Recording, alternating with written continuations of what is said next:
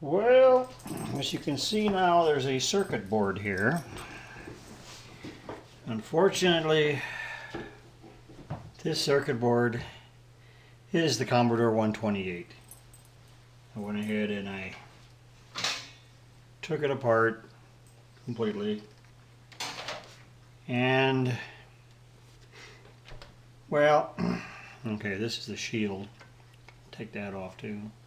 It does have places for dielectric grease on them, but yeah, plugged it in and red light came on, the power supply worked, but that's it. So they tell you when you first get these things, because over the years all these computers, the Commodore 128, the Commodore 64, even the Ataris, all those, they all do the same thing. After a certain amount of time, although the board looks perfectly clean, the chips themselves, they tend to corrode in the pins, or they get dirty enough that they don't work. So about the only thing you can do is, I'll use my handy dandy little tool here to get in, and I'm not going to take them all the way out. I'm just take them out just a little bit.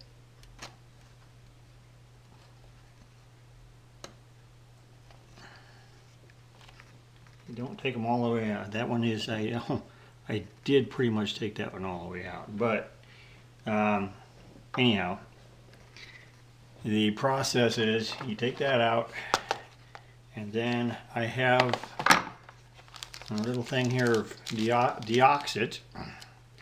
But I have them in these tubes, so rather than spray anything,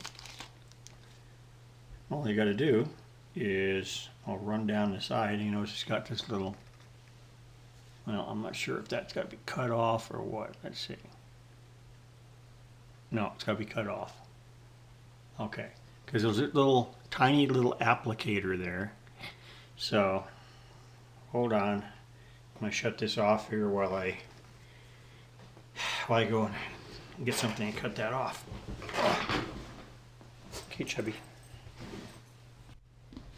Okay, we got that cut off. Now, what we can do is go along the side of the socket. Make sure we don't, well, in this case I'm going to take it out.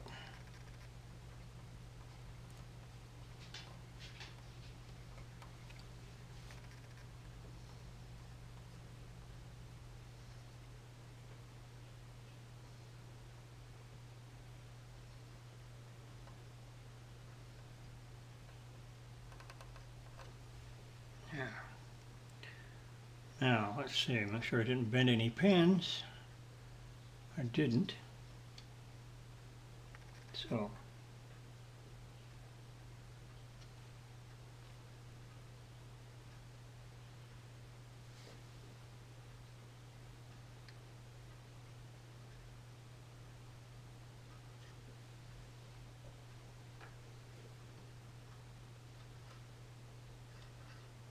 just making sure I have it set right.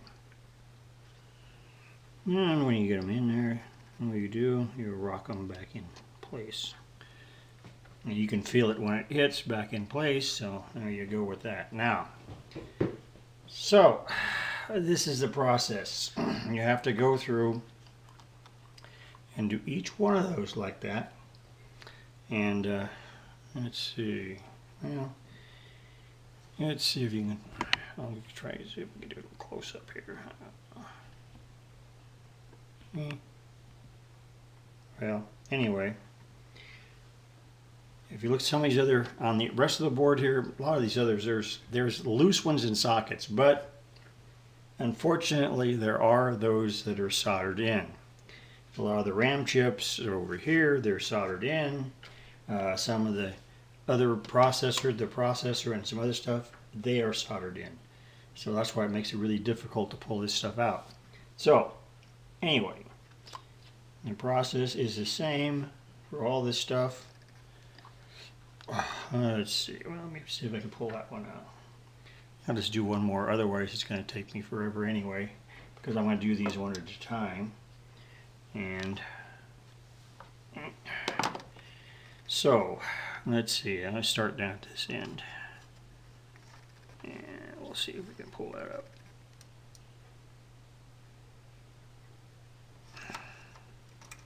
Okay, I didn't pull it all the way out.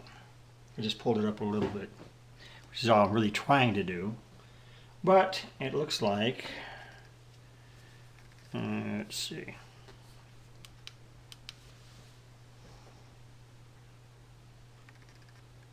Oh yeah. Well, looks like they may be a little bit corroded, so yeah, definitely all these are going to need to be pulled out, and I'm going to need to do the old deoxit on each one.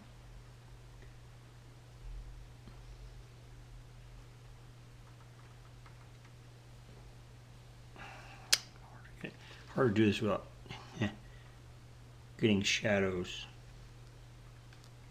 I have a big lamp I put over top of this, otherwise you guys wouldn't see anything.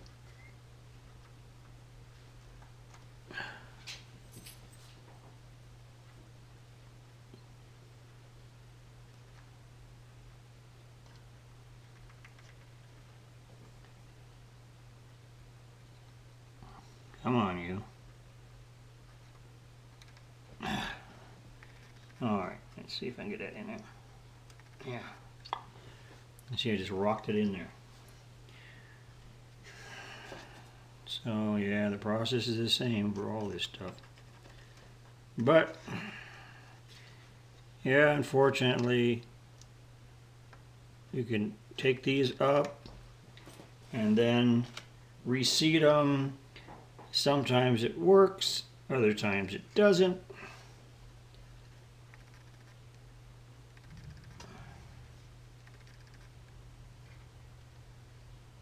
You can feel that one.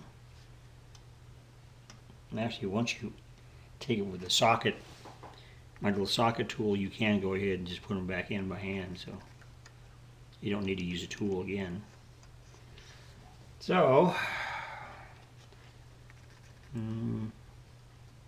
rock it back in place again.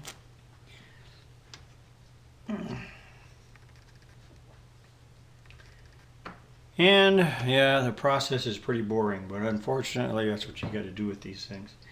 But then after I do all that, then I've got to come back, and of course I'll have to test it with power on it, and then I'll have to go ahead and we'll have to go ahead and check some voltage readings too, because could be a lot of times the board itself is corroded. Well, this one doesn't look corroded at all. In fact, I saw these, the board itself looks perfectly clean, you know. I mean, it's something else.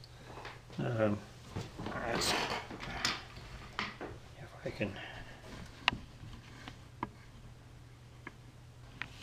I don't know if you can see that or not, but it is perfectly clean.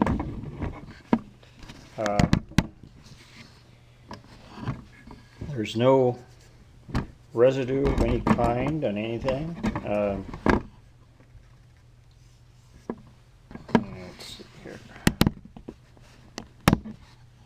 And just SID chips in there too. So, but I mean, everything looks like it's fine, but you know, it doesn't really take a whole lot to keep these things or stop these from working. Now, there's some kind of corrosion or something like that going on up there, and then the cover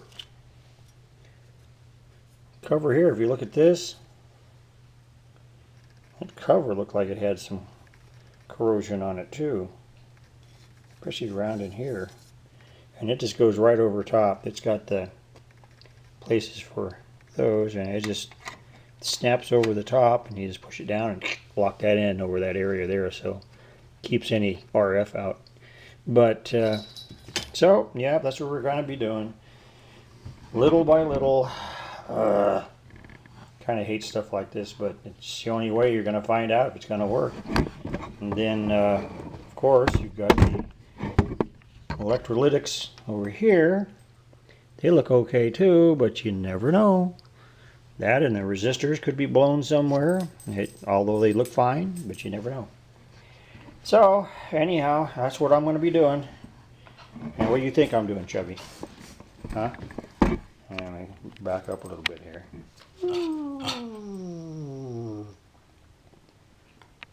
What do you think, Chubbs? Yeah? Where's your buddy? Look at your buddy over there. Hey! Hey!